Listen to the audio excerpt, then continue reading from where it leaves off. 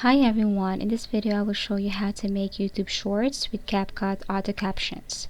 So first things first, you have to open your CapCut right here and then import the video. Now if you want to add a voiceover right here, all you have to do is to tap this microphone icon. But first you have to make sure that the ratio here is 9:16. So this is the ratio of the shorts or YouTube shorts. Now what you're going to do next is you have to record your voiceover right here. So for example, I'm gonna create one.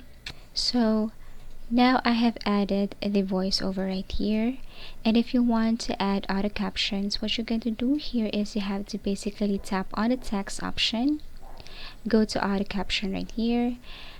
Okay, you have to select the source language. You can change or you can select whatever you want. For me, English, and then after that tap on create. As you can see, it's creating auto captions, so you just have to wait for that. And here is the sample, and as you can see, I have the caption already.